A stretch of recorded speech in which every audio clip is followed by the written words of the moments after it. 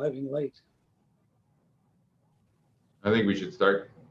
Okay, I will call we got to have the, a quorum, so we don't, I guess we have 4. yeah, we have a quorum. I will call to order the Committee of the Whole meeting of the Council of the Town of Oliver on Tuesday, May 25th, 2021 via Zoom. Are there any late items? No, there are not, Chair Mattis. Thank you very much. Everyone has read the agenda as circulated. Could I have a motion to adopt the agenda? So moved. Second. Moved and seconded. Any discussion? Hearing none. Those opposed, please say opposed. Hearing none, it is carried. Adoption of prior minutes. Adoption of the May 10th, 2021 Committee of the Whole meeting minutes. Could I have a motion to adopt those minutes as circulated? So moved. Moved and seconded. Any discussion? Hearing none. All those in favor? Those. No. Hearing none. Anyone opposed? I'm confused here. I'm trying to do this too fast. I got to slow down. Is anyone opposed? Hearing none, the motion is carried. No business from prior minutes. Moving on in the agenda to bylaws, building bylaw 1404, Director of Building Services report attached. And I will pass it over to Director Houle. Thank you, Chair Mattis. The purpose of this report is to discuss proposed building bylaw 1404 with the Committee of the Whole. The proposed building bylaw has been discussed with the Committee of the Whole on 2 occasions. There are 3 sections that require further discussion by the committee prior to the bylaw being prepared for first, second, and third reading. Staff are recommending that these 3 sections remain in the proposed bylaw. Thus, it is presented as such. So in your agenda, I included the revised bylaw with some track changes. There are some changes that say this section has been updated since May 10th. They're minor changes that I felt do not involve discussion by council, but feel free to bring them up. They're minor changes, as I mentioned. There's 3 outstanding items that I feel should be further discussed by council and voted on. So what we'll do is go through each of those 3. So starting, we'll go through them one by one too, if that's all right with the chair. Does that sound good, Chair Mattis? You have the floor. Okay, thank you. So we'll start with sections 3.6 and 3.7. That is the section that refers to if an alteration is made to the existing building, the alteration must comply with this bylaw and the building code, and the entire building must be made to comply, but only to the extent necessary to address any new infractions. So staff researched some requirements in the BC Building Code, so I'll speak to those. Section 1.1.1.1 of the BC Building Code states that the application of the code applies to J, the work necessary to ensure safety in parts of a building that remain after demolition that are affected by but are not directly involved in alterations, or that are affected by but not directly involved in additions. The notes within the BC Building Code that apply to this section in section A12121, responsibility of the owner, states the following. Section 11111 is not intended to imply that a person who becomes the owner of a building must bring the entire building into compliance with the code. The code only applies in the cases and to the extent specified in Article 1.1.1.1, and the owner of a building is therefore made responsible for ensuring that the building complies with the code by section 12121 only in the cases and to the extent specified by Article 1111. The MIABC lawyers have condensed this section of the building code and notes referenced above for convenience. Building inspectors refer to the building code and notes when they are reviewing building plans. I also want to point out that neighboring municipalities that have adopted a new building code in the past few years have used this exact same wording. So with that, I'll let council discuss this section and vote on this section, please. Thank you. So we have a fairly lengthy motion in front of us. I will read it unless someone else would like to. The motion is that the Committee of the Whole direct the following sections be retained in Building Bylaw 1404. 3.6, if an alteration is made to an existing building, the alteration must comply with this bylaw and the building code, and the entire building must be made to comply with this bylaw and the building code, but only to the extent necessary to address any new infractions introduced in the remainder of the building as a result of the alteration. And 3.7, if an alteration creates an addition to an existing building, the alteration or addition must comply with this bylaw and the building code, and the entire building must be made to comply with this bylaw and the building code, but only to the extent necessary to address any new infractions introduced into the remainder of the building as a result of the alteration or addition. Could someone please move that? I'll move that. Thank you, I'll Mayor. second. Seconded for discussion. Is there any discussion? Hearing none, I would call the vote. Is there anyone opposed to the motion? Hearing none, the motion is carried. Back to the director. Thank you, Chair Mattis. Moving on to the next section here. It would be section 9.3, removing A to D. This section is best practices from MIABC for building bylaws within the province. It's important to outline at which stage the building permit process requires professional design and letters of insurance as per section 2.2.7, division C of the building code. Thank you. Okay, again, we have a lengthy motion proposed that the committee of the whole direct the following parts of section 9.3 be retained in the building bylaw 1404. A, prior to the pre-occupancy site review coordinated by the coordinating registered professional or other registered professional for a complex building, or prior to final inspection for a simple building in circumstances where letters of assurance have been required in accordance with the requirements of the building code, in which case the owner must provide the town with letters of assurance in the form of schedules C-A or C-B as appropriate, referred to in subsection 2.2.7, division C of the building code. And C, a building that is designed with common egress systems for the occupants and requires the use of firewalls in accordance with the building code. And D, prior to alterations to a building or to a structural component of the building described in paragraph B. Could I have someone move the motion? I'll move it. Thank you, Mayor Johansson. And the second? Second. Councillor Grice, thank you. Is there any discussion? Hearing none, I will call the vote. Is there anyone opposed to the motion? Hearing none, the motion carries. Moving on, I'll pass it back to the director one more time. Thank you, Chair Mattis. The last one would be the discussion. This was discussed at the previous meeting, but I felt a formal recommendation would be helpful from council. That is in reference to section 10.19. Despite section 10.18, the building official may refuse to issue a permit when the owner has been notified of a violation of this bylaw about the construction of another building or structure by the owner. This section will enable the town to prevent a builder from being issued a new permit when an existing permit has infractions that need to be addressed. This is a very beneficial section for the municipality to deal with problem builders or problem developments. The lawyers via MIABC are recommending this section. Thus, staff do not see any issues with including it in the bylaw. Thank you. Okay, so we have again a proposed motion that the committee of the whole direct the following section be retained in building bylaw 1404, despite section 10.18. The building official may refuse to issue a permit when the owner has been notified of a violation of this bylaw about the construction of another building or structure by the owner. Could I have a mover? So moved. So moved. Thank you, Councillor Schwarzenberger, and seconded by Councillor Grice. Any discussion? Mayor Johansson.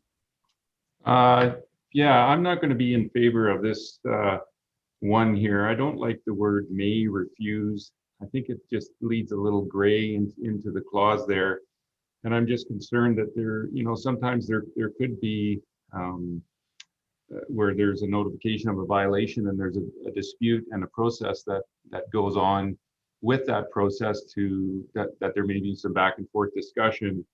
And then to be able to refuse a permit for another construction permit when you've got something that's, fairly being disputed, I don't know that kind of concerns me, and it leaves it open to the discretion of the building inspector at that point in time, with maybe no check and balance. I guess that's my concern. Maybe the director has some comments on that, but that kind of lays out where my concerns come from. Thank you, Mayor Johansson. Councillor Grace. Thank you, Chair Mattis. Yeah, I'm in favor of this section. I think, and basically for all of the opposite reasons that the mayor was not in favor. I think the fact that it does say may will allow the building inspector to use their discretion. So if we do have, say, a problem builder with a history of infractions, it gives us a bit of teeth to stop them from any further building prior to dealing with past problems. So I'm in favor for those reasons. Thank you. Councillor Schwarzenberger. Thank you, Chair. Yeah, I'm in favor of this as well. And I think the discretion of the building official is a good thing, but I think it's also helpful for people who are doing their own projects. I mean, we recently had a gentleman who was building his house that took a very long time and then required another building permit for a garage. So I think in this case, we could have held up the building permit for the garage until the things that were wrong with the other construction were finished off. So I think it gives the building officials some leeway, and I'll be voting in favor. Thank you. Thank you, Councillor Schwarzenberger. For myself, I asked for this to be in the discussion way back. I still feel the same way. I don't think it's fair that we are holding builders hostage of one project from another project. I think that's unreasonable. I know that that the director would say that it's best practices and that the MIABC says it's good to have it in there. But the MIABC has never built a property. They have never done a development. They have never taken out a building permit. As someone who has done all of those things, this would be an onerous task. And as the mayor says, you're depending on the goodwill of the building inspector. If you don't get along with the building inspector, they could hold this over you. And I just find there's too much discretion with that. Any further discussion? Hearing none. Petra, Councillor Ventimiglia, I see your hand came up at the last minute. Thank you. Sorry, I wasn't quick enough with my hand there. So I'm in favor of this section as I was last time for some of the reasons that have been stated already and some that we talked about before. However, I also am a little bit hesitant about the discretion part. I think that's kind of what we've been trying to remove from a lot of the bylaws that we passed recently as we clean them up, kind of making things more cut and dry and less open to interpretation.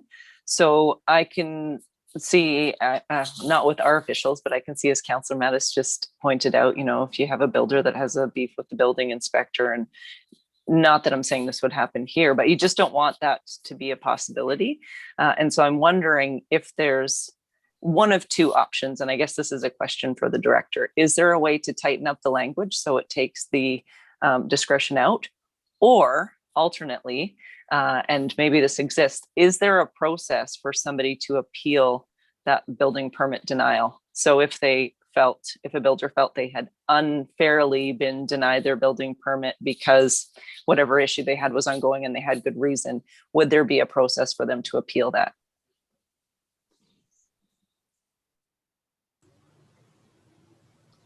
Director Houle. Thank you, Councillor Ventimiglia.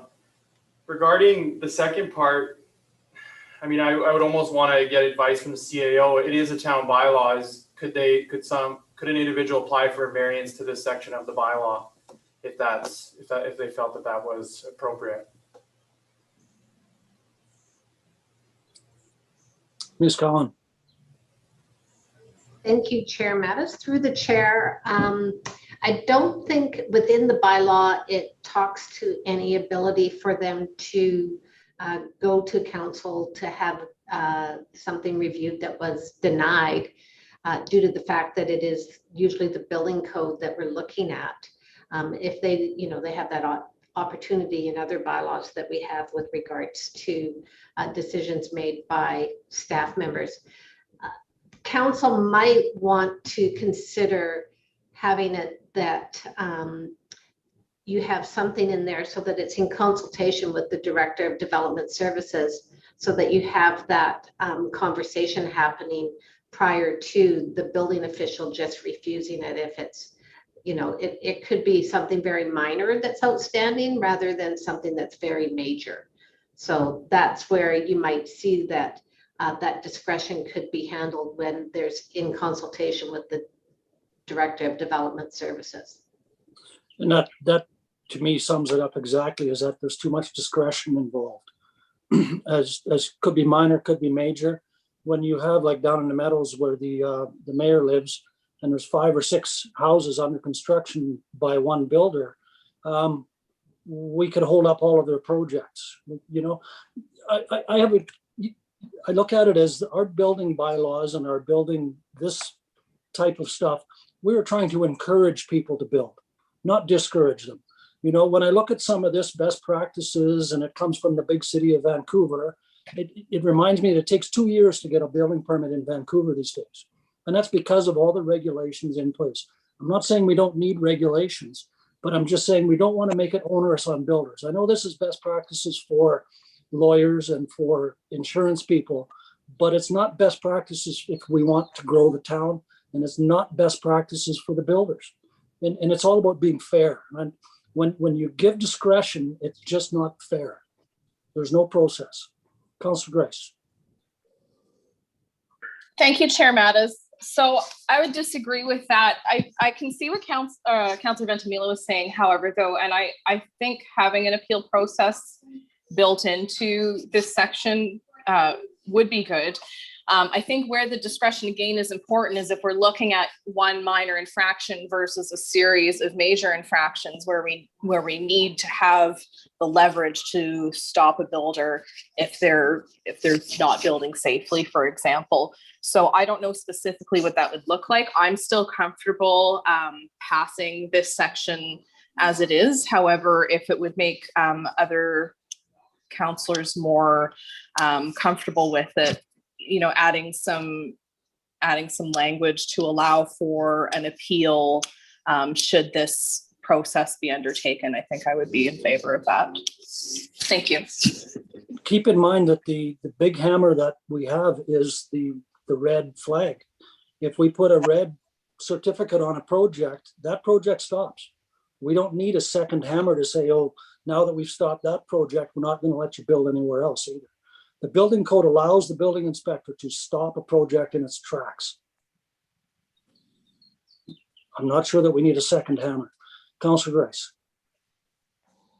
Thank you. So I would say in response to that, then if we can trust our building inspector to use that big hammer, then we should also be able to trust our building inspector to use their discretion.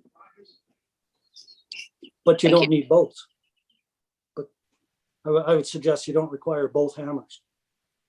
When you have one big hammer, why do we need a second hammer? But I'll leave it at that. Could we get a motion to either refer it back to staff or have the motion that's on the floor?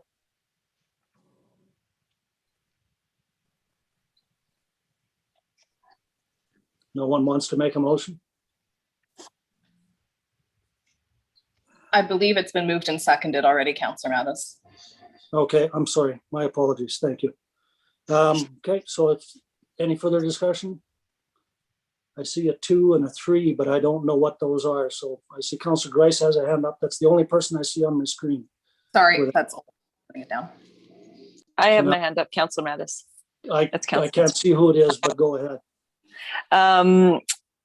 So we've been talking for a while. I don't remember who moved and seconded this, but I would like to make an amendment that the building official in consultation with the director may refuse to issue a permit when the owner has been notified of a violation of this bylaw about the construction of another building or structure by the owner.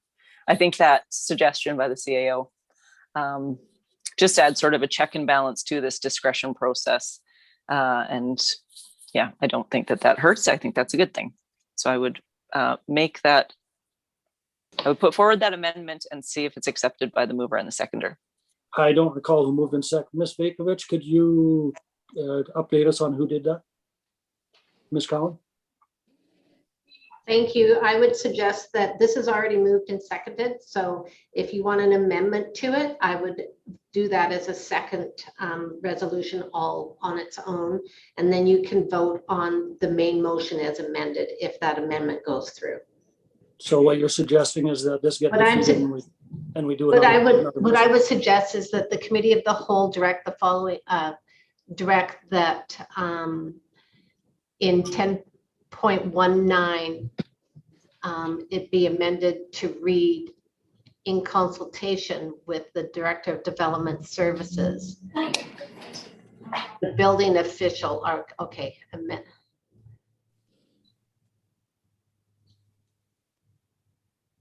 Okay, so it's going to be that the committee of the whole amend section 10.19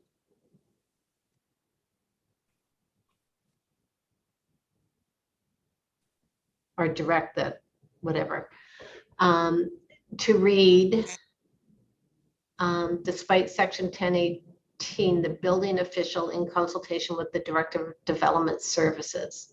So it would be to include those words because then you're going to go back and read the original one. If I only had control of the typing. No. Councilor Grice, jump in.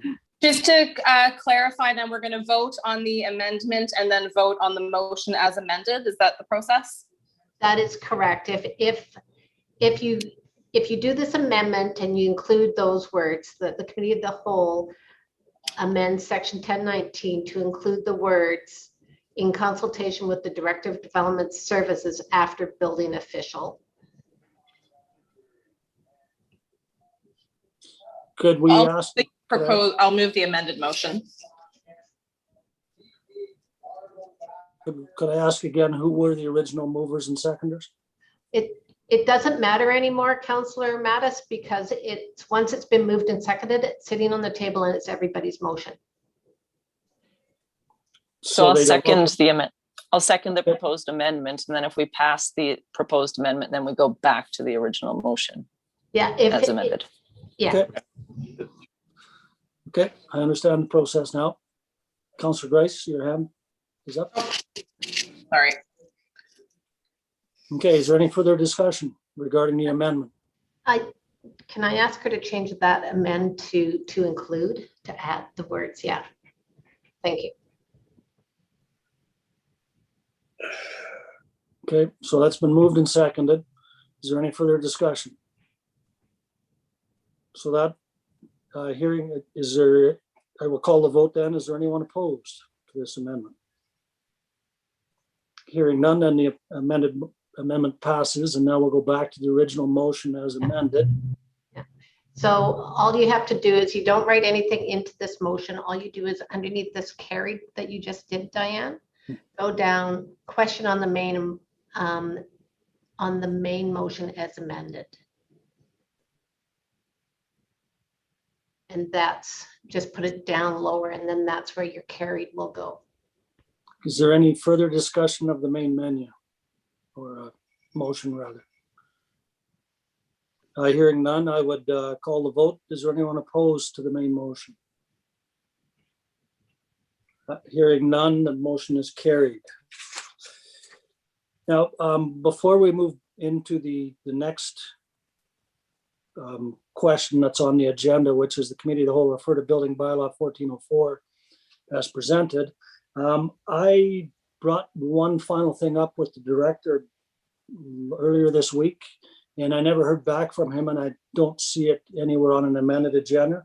It's regarding 10.4L. I had some concerns with that were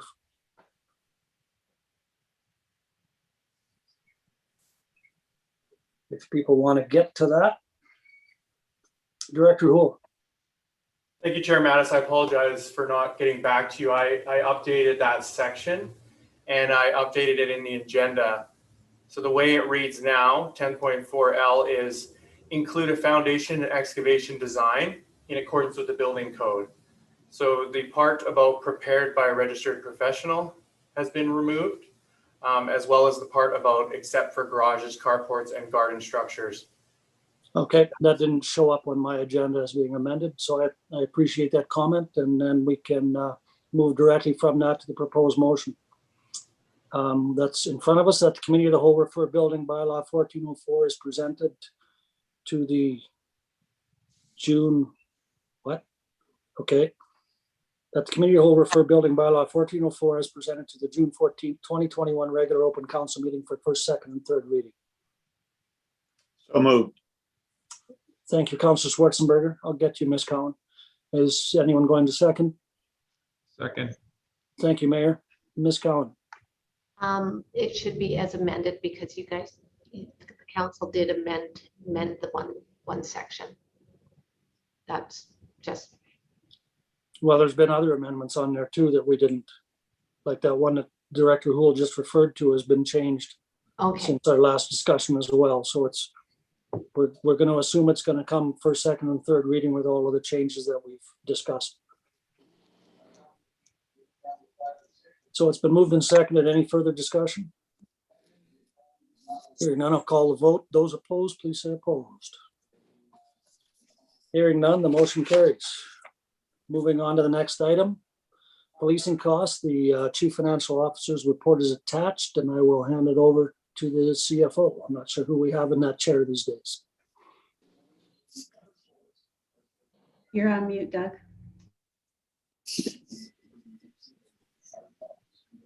Unmute, there you go. I'm still here, Councillor Mattis, till the end of June, so. Okay. The purpose of this report is to provide council with some background information in regard relating to the upcoming policing costs, if and when they happen. It's going to be dependent upon the census, which is ongoing currently. And I'll just let council know, this is the third time in, I believe, the last 4 census that I got the long census, not the little short one that takes like 2 minutes. So anyway, to start, this question was brought up during budget discussions, right at the tail end of budget discussions in February. And it was kind of just dropped off the plate until Councillor Mattis brought the issue back up again lately. And so some of the questions, first of all, I guess I'll start with the financial, where we're at financially, what has been levied to date. We've increased our taxes in 2018, 2019, 2021 by 9% per year. And that raised $426,000 in tax revenue. It raised our tax base in anticipation of the policing contract coming onto the books in early 2022. The policing contract in its entirety is approximately going to be just what we thought before. It's going to be just over $1 million. Osoyoos is currently budgeted $1,056,000 in 2021. So extrapolating that forward, I would say it's probably going to be around that $1.1 million.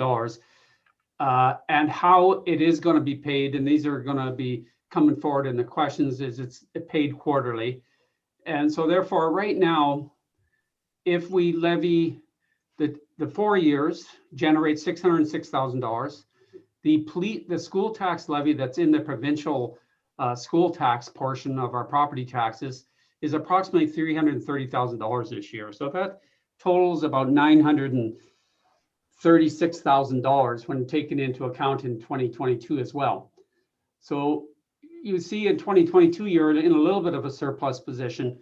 But then what happens in 2023, of course, is then you get the full impact of the police contract, which is approximately that 1,056. So you're going to be left with a shortfall. In total, what's be left is basically what we thought at the very start, is we're going to be left with about 14.5%, 15% tax increases over the next 2 years going to be required to pay for that policing contract. As background, it was the first question was raised: would it be possible to get an accurate information from Osoyoos or any other municipality that began paying policing following that last census?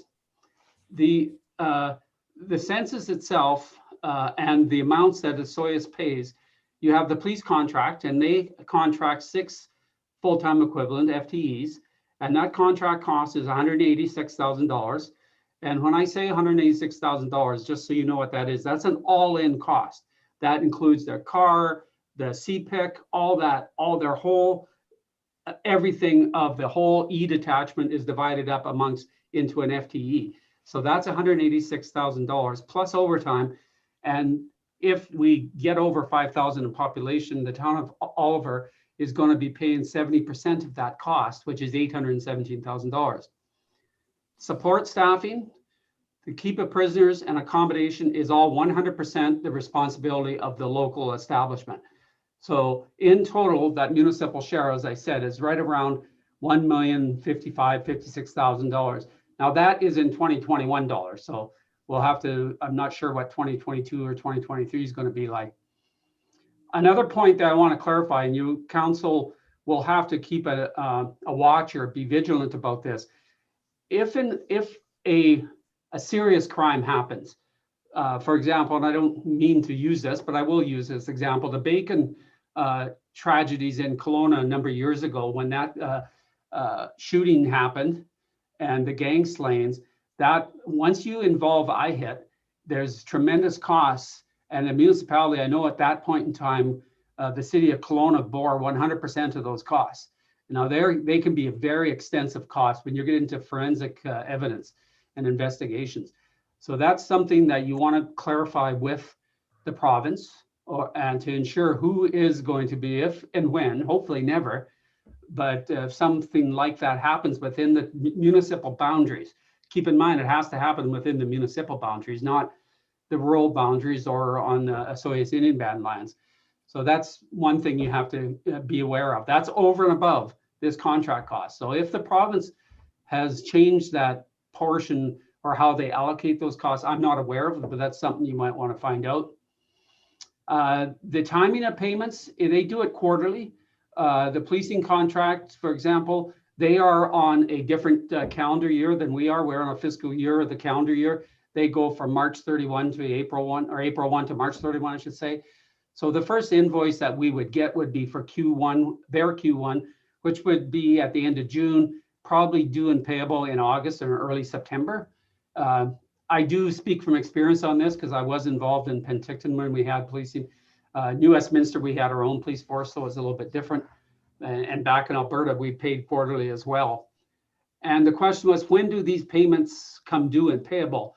The policy that they have, if a municipality, the Solicitor General Police Services policy document, if a municipality previously under the 5,000 threshold, which is Oliver, is found to be over that threshold in the revised census data, the municipality will be required to provide policing on April 1st, immediately following the release of that data.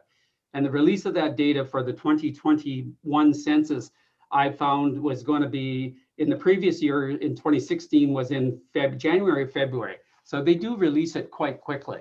So I would expect if Oliver is exceeds 5,000, you would definitely be paying 9 months policing in 2022.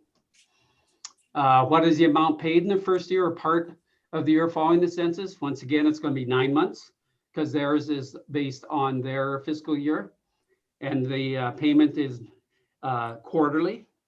And what is the amount paid now? As I indicated, it's approximately $330,000.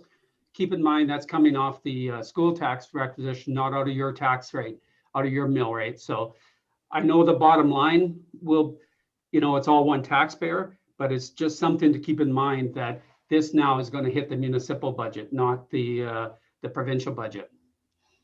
And what is the staffing and size of their detachment relative to ours? The town of Osoyoos municipal policing complement is 6. They also have 4 provincially funded for the rural area for a total of 10.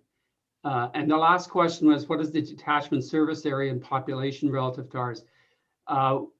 Myself and CAO, we've been reaching out to Osoyoos staff and trying to get that information. It doesn't seem to be readily available, but they did promise us as soon as we're going to get that information, we will pass that along to council. So I'd be more than happy to take any questions. Thank you, Your Worship. Thank you. I have a couple of questions, but is there anyone else that has questions? Councillor Grace. Thank you, Chair Mattis. Through to the CFO, I was just curious what the accommodation cost is. Are we housing officers, or what would that be? Or is that the building itself? The building. Okay, thank you. I just came to it as I asked it out loud, so never mind. Thank you. Anyone else have questions? Councillor Schwarzenberger. Thank you, Chair Mattis. Through to the Director of Finance. I understand, and I guess we haven't had that conversation yet, or when we would have that conversation, but we can determine, or we help to determine the staffing level. So Osoyoos is 6, we could be 6, we could be 7, we could be 5. How and when is that done? Do you know? Through the chair, I believe that would be done during the discussions when, once you reach that 5,000, and you will be having those discussions with the RCMP and whoever there are people who are putting this contract together.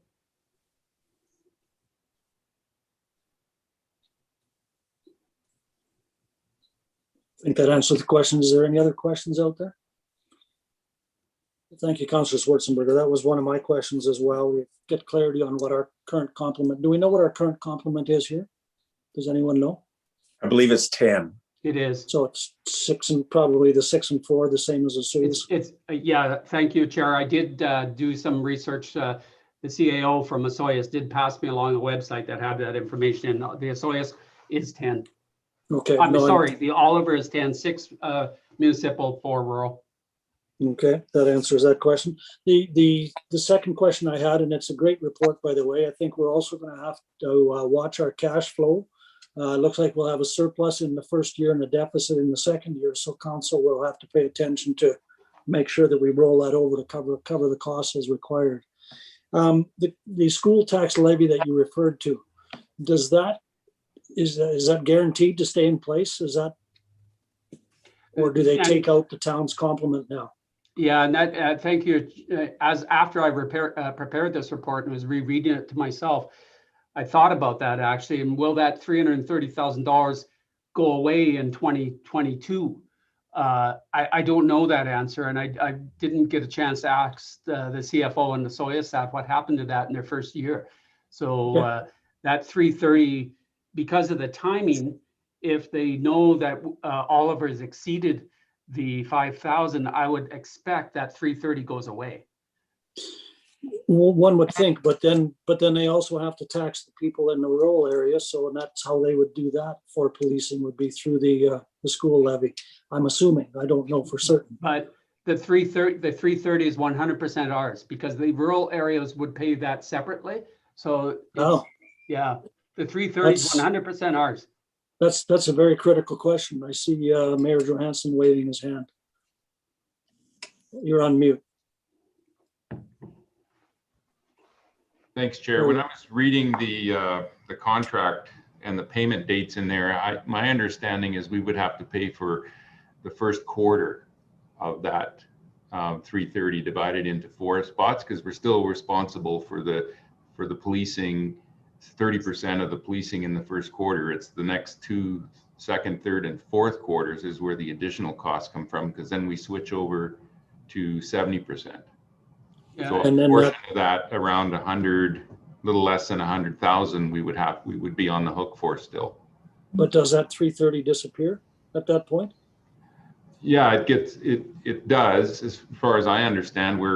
Because now all those costs are to pay for 30% of the policing and the calculation that's done there, and we're not paying for that. We're paying for 70%, and the contract that would be in place April 1 has a formula to identify how those costs are calculated. So Good. we'll probably have that contract in place by April 1, because it's pretty much a boilerplate contract. And then as we work through the year, those costs will be identified as we determine how many officers we're going to be responsible for. Are we going to be able to delay paying for all the officers? Like at UBCM, there was discussion about deferring the cost of one member for a year. So there's things that will come up in negotiation that will change that figure. But I think the number the CFO has identified is pretty accurate, except maybe another 100,000 potentially for the costs of the first quarter of 2022, which we still have to pay for. So just to clarify through to the CFO, does that put us at risk of losing that 330? That puts us at risk of a fairly major shortfall, does it not? I believe if the town is responsible for the first quarter of 2022, so therefore the 330, a quarter of $330,000, a quarter of the 3 months would be $82,000. So therefore we would have to pick up the rest, which would be $250,000. So the 250 plus whatever our portion is now, what I've identified, that's what we have to raise. So the 606, well, I should go 426. No, the 606 would be the 2022 plus 2. Yeah, you definitely have to raise your taxes substantially more than 9% in 2022. There's, yeah. So it sounds like we may have a serious issue there. Yeah. Councilor Schwarzenberger. Thank you, Mr. Chair. Maybe a little clarification on the school tax. If the school tax, the portion that covers policing, if it goes away, if those funds go away, does that mean that that school levy is decreased? And if so, we would just put another line in there for policing costs that would pick up that slack, and the taxpayer wouldn't see any difference per se if we didn't go over, or if, except for the addition of the last 40% that we have to pay for. I like that approach. Yeah, the issue that you have, keep in mind though, in 2022 and 2023, currently right now you have zero on the books in terms of expense for the police contract. Once 2022 comes along, you're going to have almost $800,000 of costs, to make it very simplistic. And so meanwhile, you don't have any source of revenue other than your 9% tax increases, because that $300,000 that has been goes to the provincial government to pay for policing. It doesn't come to the town of Oliver. Now, that's what I'm saying. The net impact for the taxpayer won't change, but what will change is on your actual taxes that you must raise to pay that $800,000. Because right now, even if we raise 9% in 2022, I'm projecting you're going to have $606,000. So you're going to be short. You're going to be short $200,000 right away because of that. Now, the taxpayer doesn't see that. And so your tax rate is going to jump substantially, and there is going to see a decrease in their school levy. But it is going to be on the town of Oliver books.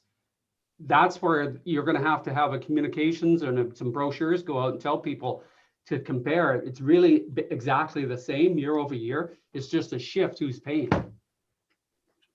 Well, I like the fact that we can shift it from one to the other, from the school levy to the other one, as Councillor Schwarzenberger alluded to. I think that's a great approach. It's a great report. Thank you very much. Certainly insightful for me. I don't know how it was for the rest of council, but is there any further questions or comments? I'll move the proposed motion. Thank you, Councillor Schwarzenberger. Could someone second the council receive the report for information? I'll second. Thank you, Councillor Grice. Is there any further discussion? Councillor Mattis? Yes. I just got to throw this in there just because I am retiring soon. I just got to remind people in towns less than 5,000, up until 2007, towns less than 5,000 paid zero for policing. Zero. In the rural areas, they actually did pay through the rural property tax. And so they were paying, but the towns less than 5 never were. So there was always an inequity. So for years, municipalities less than 5,000 got a free ride. Now, because you're over 5,000, you have to pay. So yes, I know it's really bad, but I mean, just keep that in the back of your mind that for years and years and years, everybody in the province across Canada got free ride under 5,000. And we're grateful for that. Yep. Nostalgia is a wonderful thing. We have a motion on the floor. No further discussion. I'll call the vote. Is there anyone opposed to the motion? Hearing none, the motion carries. We'll now move on to a public question period. I don't know if there's any public present. If there is, now is your chance. There's no attendees. Thank you very much. Then we'll move on to adjournment. I would accept a motion to adjourn. So moved. Thank you, Councillor Schwarzenberger, seconded by Mayor Johansson. Is there anyone opposed? Nope. Hearing none, we are adjourned, and thank you all very much. See you at 7. See you at 7. See you at 7.